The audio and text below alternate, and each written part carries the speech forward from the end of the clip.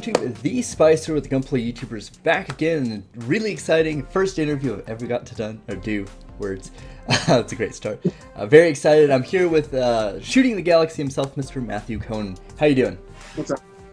Not much. Good. Dude, I'm doing so bad already. Anyway, very excited. Very nervous. So I thought we would start with just, Matthew, if you give us kind of a background on how you got into Gunpla and how you got into photography in general. And then kind of we'll roll off of that. Oh, yeah. I mean, Gunpla, I think like every American boy, Gundam Wing, Toonami, 2000, that was basically America's hook. I didn't even realize it was 2000. I was like, holy crap, I'm older. It's been so long. That was so long ago. But yeah, I remember I had those, the 1/144th no grade kits, and I remember putting them together with scissors to get them out of the because I was like, I don't know, 10 or something like that. So I just had scissors, and they were just, I threw them out, but I can only imagine what they look like in retrospect. Oh yeah, but, we've all been there. I don't even know how the scissors did it, and then building kits now, I'm like, how did I do that as a kid with no patience? I don't know. Those kits must have been so much easier. But yeah, so Gundam Wing, that got me into Gunpla, which I don't even think I realized it was called Gunpla at the time. Then I just stopped, I guess. Grew older, just stopped with the model kits. Star Wars became my main thing, so I had a huge Star Wars collection, which ended up in bins when I moved out, and just always kept that with me. And less than a year ago, I just started getting nostalgic for Gundam Wing again. I don't know what it was, and I just started looking at the model kits and everything. And I started off 20 years later with a real grade, which I think people will probably be like, it's a little complicated there, but excuse me, it blew me away with the engineering of it. Just the way the little armor slides around and the inner frame absolutely blew me away. It wasn't that hard because I had been building the Star Wars Bandai model kits for a little while, but they're definitely nowhere near as complicated. But they definitely put me, I was already used to building model kits again by the time I started off with Wing. But yeah, I got that, grabbed Tallgeese, a whole bunch of Leos, and I've just been getting back into it. And it actually, then the model kits got me back into Gundam in general. I just watched, because all I had ever seen was Wing. Mm-hmm. So just got me, I watched 08th MS Team for the first time. That was amazing. Those are the next I'm looking into.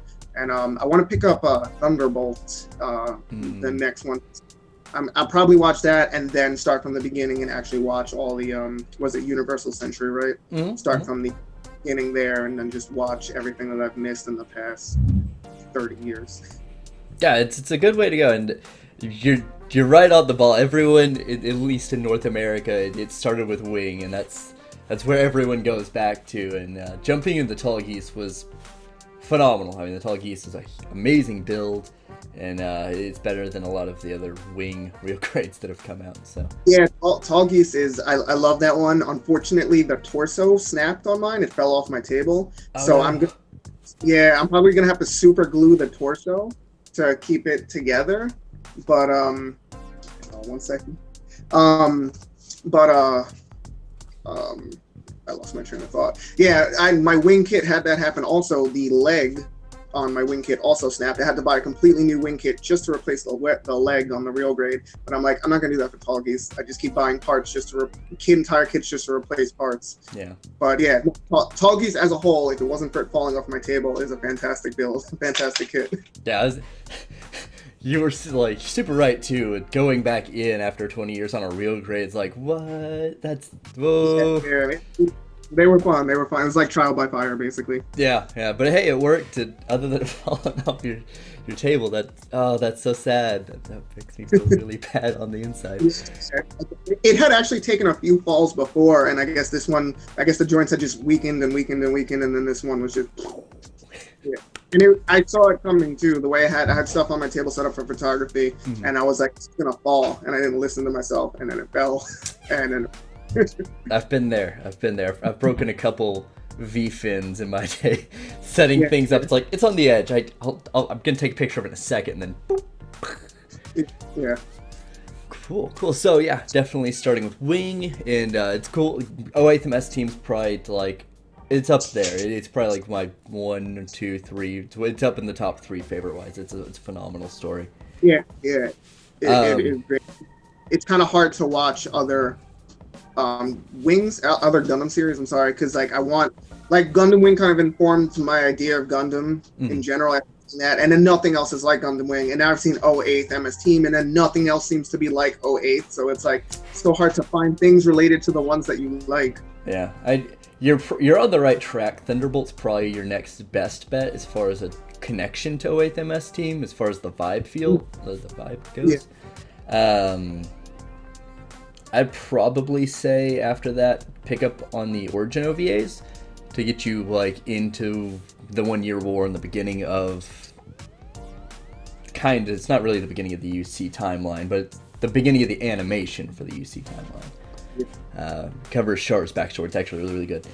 And then just kind of go from there. You know, there's a lot of things like I've only watched I think 0080 and 0083 once. I'm not a huge fan. Like, 0080's better, but I kind of hate 0083, and I'm a weird minority on that, so everyone's got a preference. Yeah, so you mentioned the Star Wars kits and everything, kind of using that as that transition, and I guess that's probably where the name comes from, Shooting the Galaxy, right? Yeah, basically, and it just kind of ended up fitting. My fiance actually came up with that name because I was like, "What? I need a name for my photography," and she was just like, "Oh, use this." So I can't even take credit for that name, but because she's standing off camera right now, so I know if I didn't mention that, she'd be looking at me like, "Yo, here's my credit. Where's my plug? What's going on?"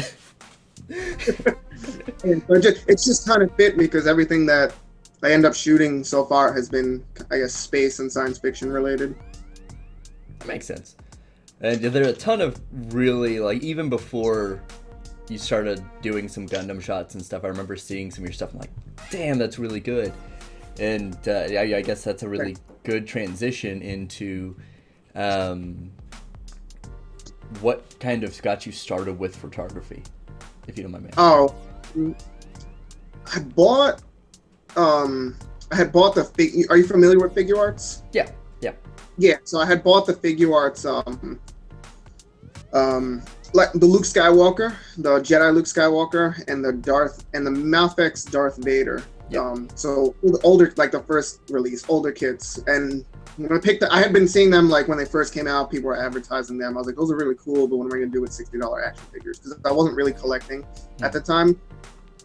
But when I picked them up, I just couldn't help but start taking crappy pictures of them with my cell phone on my kitchen table, and they were basically what I was doing now, reenacting scenes, but it was on my kitchen table. Like I have a metal Star Wars poster that was like the landing ramp for Darth Vader dying on it as Anakin Skywalker. So it's similar to what I was doing now, but much lower.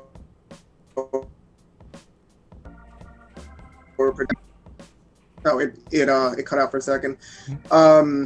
So similar to what I'm doing now, but I had a point and shoot. It was like a Nikon Coolpix 2 or something like that, super old. My fiance had a plastic tripod laying around. I just basically put them together and started getting a little bit more serious with it, practicing.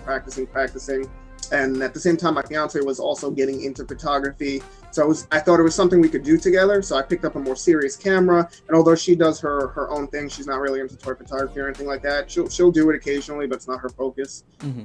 That became my focus. And I just started building on that from there. I think the first year, I've been doing it for about 2.5, 3 years. And I think the first year I was shooting multiple times every single day, just practicing until I really got to a point where I could say, okay, I like what I'm putting out. And that's pretty much it. It just toys got me into photography, because I'm just like, what am I doing as an adult with these toys? And it's like, I have no problem displaying them, but I'm like, I spent $80 on these things. I need to do something more with them than just have them collect dust on my shelf. So it kind of just went from there. That makes sense. It's a lot easier to justify those purchases being like, oh, I can take a picture of this. Exactly. Now, funny enough, I had sold like a whole bunch of my old Star Wars toys to make room in the apartment, and then I emptied out these bins, and now I probably have about 5 or 6 times as much as I used to have. Oh, so it's just I got rid of stuff and ended up getting even more.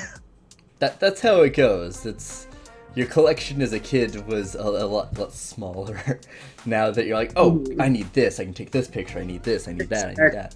I mean, I had no interest in the like Robot Damashi Gundam Seed figures, but I got a couple. I was like, okay, well, I gotta finish the line now, and that's how it's going. Yeah.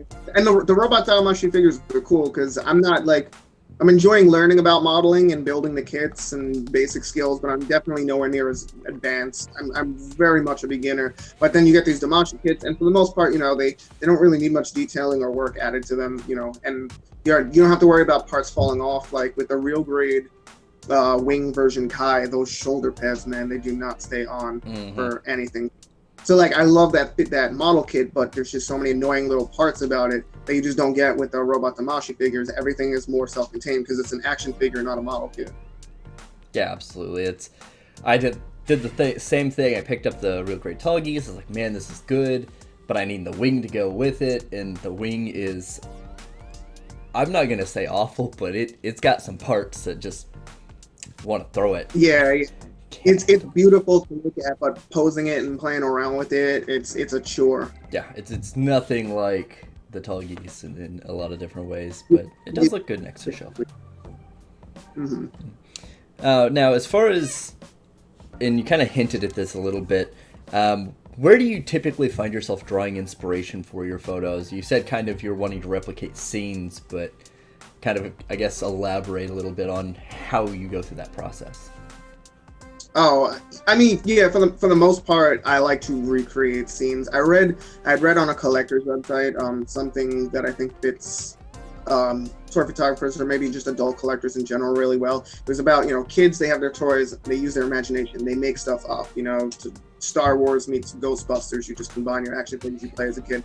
As an adult, we want the accurate toys and we want to recreate the scenes and things. We would rather recreate than make our own stuff. And definitely most of my inspiration comes from recreating scenes from films, animes, whatever. And sometimes I'll try to do it exactly how it appears.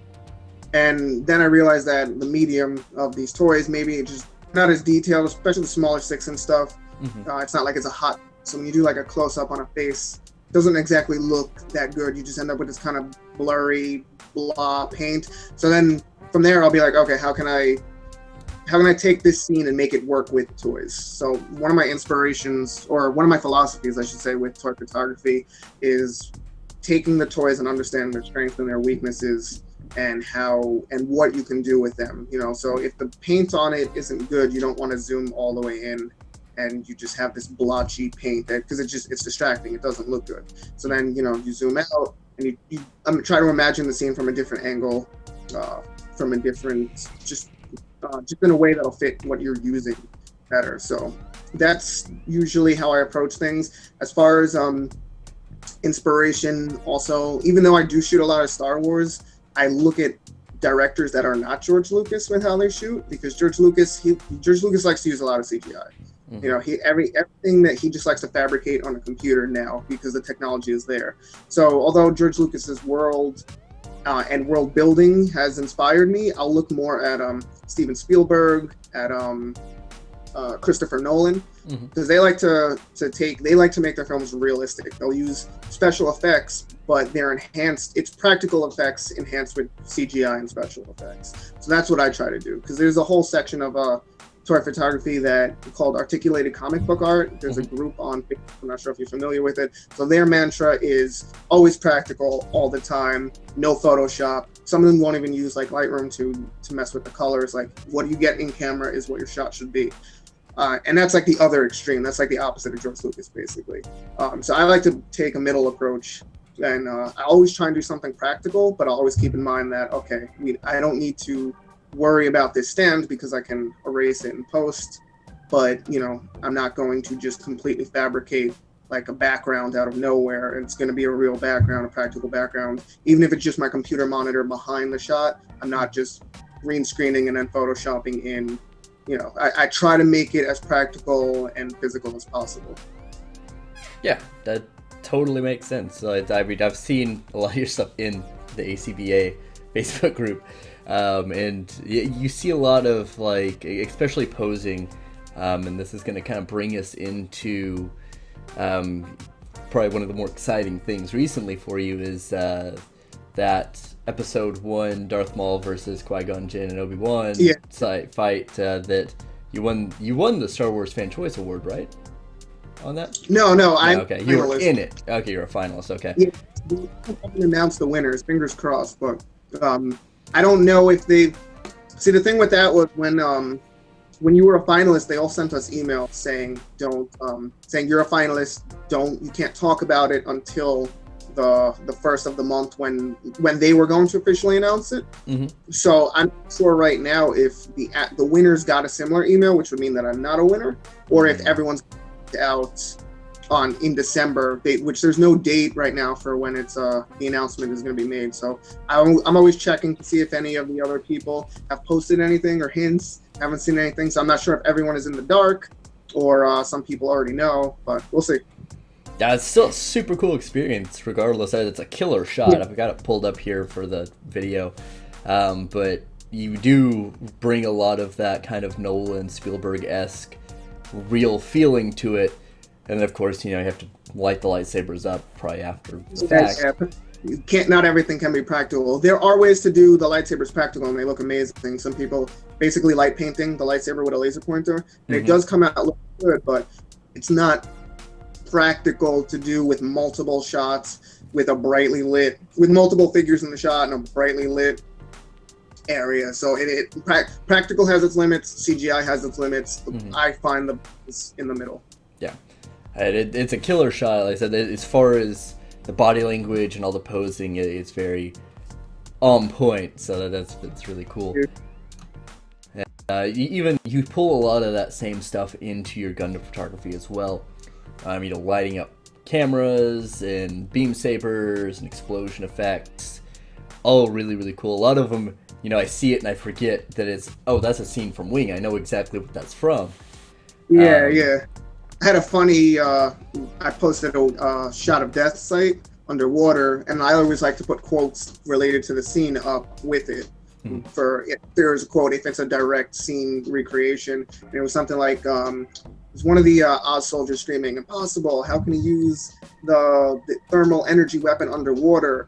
And people took it as me asking, like, "Oh, what? You've never heard of weld?" So 90% of the comments was just people saying the same thing, like, "Oh, you've never heard of thermal welding, underwater welding?" And I would post like, "Dude, this is a quote from the show." I'll put a link to the actual moment in the show, and then under it would just be more responses like, "Dude, you've never heard of underwater welding? You've never heard of underwater welding?" I put it in quotes because I felt like that was going to happen, but people still seem to have ignored the quotes. But yeah, sometimes funny stuff happens. Yeah, I didn't even think, because I got the quote and I looked in the comments and I can't remember what group it was, and I saw that I was like, really? No one pick up on this? I posted in a bunch of groups. Every single group had the same exact reaction. Just there were maybe 1 or 2 people that were like, "Guys, you're all dense. This is a quote." Yeah. And those shots, especially like it's the Death Scythe underwater shots that convinced me I needed that Death Scythe. I've wanted it for a long time, but they'd be an exclusive. It's super expensive for me to find. That was only $30 on Ami used. I was really good about that in the past. That's how I got a lot of my Code Geass figures, and I just fell off. And when they changed the website, and it was like, "Oh, this function doesn't work for the international site for a couple weeks or something." But yeah, it's super good price, side note. But it's a really cool moment in the show that you really pull these 2 really cool shots out of that. It's maybe a 2-minute scene. And I assume, gotta ask, just for my knowledge, the one where he's de-arming the Wing Gundam's self-detonation device, all the lights around the frame of the Wing Gundam, you did that in post, right? Yeah, that's in post. That's I assume so, because I could not figure out how to do it. I was like, what? You could probably do that. I don't know if you're familiar with EL lighting or EL wire. It's basically, it's like fiber optic wire. You can run a light from one end, it'll light up the whole wire. So I've seen people do stuff with that in ACBA, and I probably could have done it like that, but that was just like I'm not, again, like if I can do it in with Photoshop and it'll look good, I'll do it. I'm not gonna bang my head against the wall trying to make something practical for the sake of practical. Yeah. And that technique to make that is the same exact Photoshop technique for making lightsaber. Drew a lightsaber around the edges of him and then just made it orange. So like the same Photoshop, a lot of people think it's complicated, but you learn a few basic techniques. You can apply them in all different for all different situations, not just for that one situation you might have learned it for. I don't know. I figured that had to be that, because it's like that's really good. It's a nice minor detail as well. You could have gotten away with not doing it, but I like the dedication. Yeah, I do. I look for the details. That's my thing. I try and find the little details that I can add. I don't know if you saw, there was also the what's his name? The Char clone. Oh my god, I can't remember his name. Oh, Zex. With Zex. I don't know if you noticed Zex's Leo in the background also, because in the show I saw a shield, but I didn't put that together. Zex's Leo, because in the show they find Wing through Zex's Leo because the metal detectors don't detect undanium. Mm-hmm. So first they find his Leo, and then next to it is Wing. Very nice detail. I thought it was. I saw it and I was like, oh, cool. It's just like a Leo that got destroyed, and then it's like, oh yeah, because you think about it, we don't have any any Cancer or whatever the other water one was. I'd be surprised if we got those in Damashi or Model. Yeah, I think there were some resin kits that were made at one point, but they wouldn't be. Those would probably be like once they've given us like the Maganak corpse and just every other kit, then maybe we might see some underwater Leos and Cancers. Yeah. Pisces and Cancers. There you go. Yeah, I was trying to think of the other one. I was like, what is the other one? So those they just got the signs, the astrology, the zodiac signs, because that's all. All right, guys. Listen, this is a great idea. Best influence ever.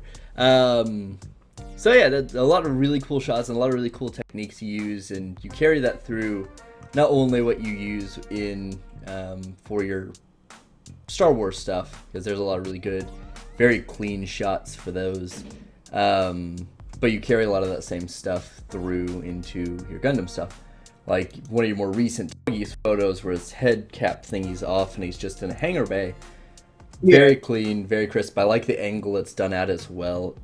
Gives you that very Nolan-esque. It's like, oh, this is what you would look. Yeah. I like when it has like a random feature like that. I like to try and find a use for it because we don't really play with our toys the way we were when we're kids. I mean, some of us do, but for the most part, we're not just, messing around with them. Usually, you pose them, display them. So when I had like when I saw, for example, Wing, the Robot Damashi figure, you pop it open and have the beam saber, and I'm like, I gotta find a shot that I can show this feature off that makes sense. So it's the same thing with Toggy. So I was like, oh, his head pops off. Like in the anime, this is not something that you probably have a use for. Most people probably keep it displayed on and forget that head is even under it. But I just want to, show off these little features that some people might know about. And they're really cool. They're like, it's cool that they threw those in, and it really kind of is part of the focus, I guess, with a lot of the newer Damashi. They include all these other effect parts and things, and it's like, yeah, you're never going to display it with this probably, but it's cool to have for people who do photography, and it's a really neat thing, and you get a lot of mileage out of that. In my head, I'm always like, all right, I spent this much money on this figure, I need to get this many photos out of it to justify the price tag, basically. No, that super happens. It's like, okay, hold on. I could probably do something cool with this. I can make a good review of this. I can make a weird video with this. That's super real. Super real. Kind of going back into Gunpla a little bit. You're still kind of jumping back into it, and you're kind of going off of the Wing stuff you've got. And just it would be a cool thing to see. What kits are you looking at right now of maybe picking up in the near-ish future? Oh, the ground type Gundams from '08. Mhm. It's like that. That's like I said. That's probably the next. After I'm done with Wing, that'll be my next focus. So I've been looking at the older ones too that come with the like the little recon tank. I don't know what they're called. That little like hover truck or whatever it is. Yeah, like there's the older kits that have that. So I'm looking at the newer one and the older one just so I can get as many parts related to the show as possible that I can use. But that's probably next. I don't like all the new Gundams that have a million things popping off of them. Like that's why I like Leos. They're utilitarian. They look like something that would exist. If we ever made bipedal robots, that's probably what they'd look like, something like that. You look at like I think it's from Char's Revenge. What is it? So it says with an S, the big yeah. Look at that thing, and it's a very cool looking robot, but it's like there is no way that would ever be a real build. It's so oversized. It seems very unnecessary, because if you look at real world military equipment, we make them slimmer. The technology starts off big, but we make them slimmer. That's supposed to be later on, and it's bigger than everything that's come before it, correct? It is. It's one of the bigger ones out there, yeah.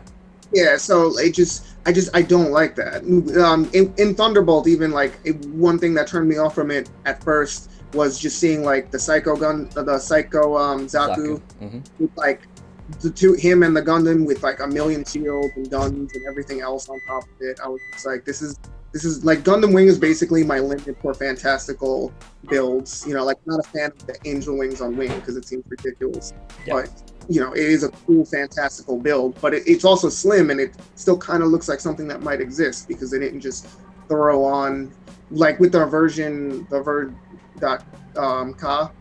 Ka ones, the regular Wing.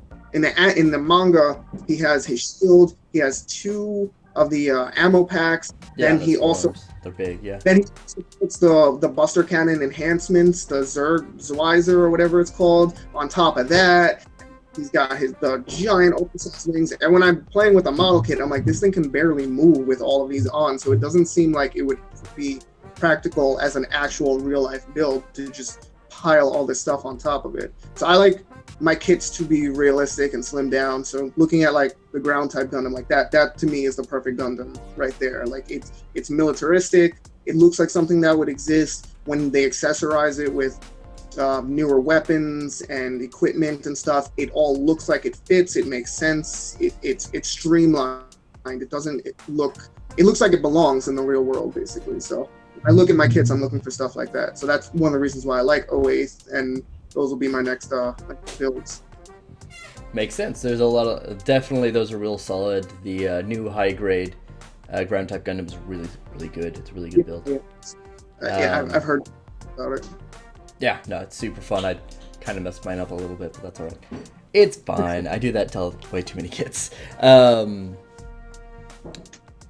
Outside of that, this is going to be a weird question since you're kind of just getting back into it and you're very particular on what you like as far as designs go. But if there was one thing from, I guess any mech in general, we'll open that up a little bit bigger, that doesn't have any kind of representation, no model kit, no action figure, what would be your ideal thing that you want in plastic? I mean, I'm not sure if it exists, but I do love the designs from Zone of Enders on PS2, if you remember those. Are there any kits or anything of that? There's some Revoltech figures, and I think there might be some older Kotobukiya kits, I think. Yeah. They're a lot more, I mean, it makes sense for their design too, but they're a lot more display PC as opposed to, like, the Revoltech does move it. It's got the ratcheted joints and stuff, but... Almost more like a statue. Yeah, like, it has movement, it's just... It's very difficult to get any good posing out of. It's like, there's stuff everywhere. So I guess a modern kit of that would be cool. And also, I don't know if you're familiar with Chrome Hounds from Xbox 360. Do you remember that game? I don't think so. I'm trying to think. Chrome Hounds, are you familiar with Armored Core, right? Yeah. Made by the same guys. They basically took the design philosophies of Armored Core with like building your own mech and everything, but made it super realistic. So most of those mechs in Armored Core are either they have quad legs or they're on tank treads. There's almost no bipedal designs. When you build it and you put a giant gun on top of it, you have to take into account the balance of the recoil when it fires. So you can't, if you stack like 3 high output cannons on top of each other, when you fire, you can flip your mech over. Basically, it was an amazing game. It was multiplayer only, and it was like a perpetual war. So you picked a faction, built your kit, and you would vote on like what your faction is doing, the president of your faction, like do you want money, resources, into technology, into politics. It was really, really ahead of its time. But the mechs from that I just loved. They were super realistic. Those are probably what real mechs would look like if we built them. Complete customization, color, making logos, where and how you place the weaponry on it. You built them from the ground up. Technology enhancements. So I don't think there's a single representation of Chrome Hounds in plastic at all. So I guess then I would go with those mechs. That makes sense. I know I think there's a very small number of Armored Core things, but if they're like a step further than that, then that'd be cool to get. And when we finished this, look up Chrome Hounds, dude. It was amazing. Chrome Hounds. I'm gonna do that. I'm gonna remember that. Chrome Hounds. And I guess as far as kind of to end this whole formal interview, Alf, any tips for people just getting started into trying to take pictures of their kits? Because I know it's a big thing in our community, or just trying to do scene replication, kind of like what you're doing. Yeah, I mean, that was one thing that surprised me, though, a little off and on topic. When I first got into it, I was trying to find other similar toy photographers. Most people in the Gundam community, they just take pictures of their kits against, like a black background. Just this is my kit, check it out, pose cool on it. And there's some amazing photographers doing that. But I've only seen maybe one person doing stuff like what I do, and they build amazing dioramas. I have no idea who they are. But they have the diorama skills to back it up. But as far as, I was surprised when I got into it that there was no one else doing it. But if anyone else wants to get into it in my style, in like the more toy photography style, you don't need to worry about fancy equipment. Most cameras these days are, they have most phones these days have great cameras. It's still not going to replace a DSLR. Like my camera was only $400. It's considered an entry level DSLR. So if you really enjoy my photos, I'm not using anything fancy at all. Most of the quality is going to come from the lens that you buy. The camera body does make a difference, but most of it is from the lens. But if you don't need to really invest and go all in with it, if you don't want to, get a tripod for your camera, for your phone, for your camera, whatever it is. Don't sit there and freehand it, because it's just, you're going to have shaky shots. The clearer shot that you can freehand is still not going to be as clear as the shot stabilized on a tripod. You don't, and when you're shooting with that, you either want a remote shutter so you're not touching the camera at all, or set it to 2-second delay. So you press it goes 1, 2, and then takes the picture. You don't want to touch the camera, so you maximize the clarity of it. The second thing, lighting. Gundams are kind of hard to do outdoor shoots with because they're small, so it's something that's hard to get perspective right if you want to make them look real.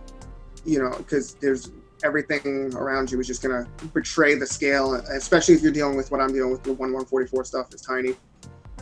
So indoors you get like on Amazon, like a $30-$40 light box, which most people probably already have from the style of photography that I see in Gundam, where it's just basically like product photography. So you get a light box, some decent lights that aren't your house lights, because you can probably notice that house lights usually have a soft yellow overcast to them. So they're a little harsh. You can of course set your white balance on a phone, on a camera to fix that, but the lights in general are kind of harsh. So you get just 2 or 3 table lights. You can put a piece of paper over them to help dull the light, some tissue paper. Make sure that they're not get LED bulbs because they don't run hot. Because if you get like those halogen kind of table light, you can start a fire. So don't put paper on a halogen on a halogen bulb. Get LED light. They'll get hot, but not hot enough to cause to start a fire with whatever you're diffusing the light with. And don't point the light directly at your photos, at your subject. You want to bounce it off. Either point it just away so it's just catching like the edge of the light, or you want to point at something to bounce it off of, like even a white wall in your apartment, in your house. You can just bounce the light off of that to soften the light up. What else? I mean, just practice. Pay attention to the details. If you're trying to recreate scenes, pay attention to details. What stands out? Like I like to watch the anime and I'm just watching for a scene that stands out, even if it's just one frame. Like one of the Death Sight shots that I did is basically like one frame, but it's just like it's just a cool still image. So if it stands out to you, it'll probably stand out as a cool photo. And just pay attention to the details, where the lighting is. If there's a lot of shadows, you don't want too much light on your subject. The posing is probably one of the hardest things, because especially with giant robots, you don't want them to look awkward and like bending in unnatural ways. So you definitely want to pay attention to that. One thing that I do is I will actually like take a pose physically to see if my body can bend that way, if it feels or looks natural. If it hurts to do, then it's probably not a good pose to put your action figures in. That's really the best way to get natural posing is to actually pose that way yourself.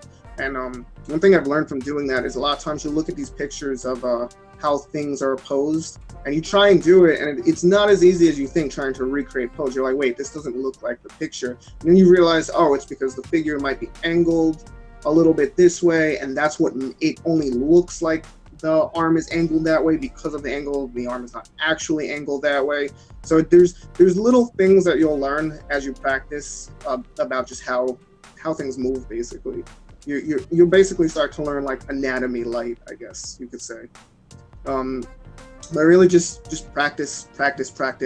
I shot every day.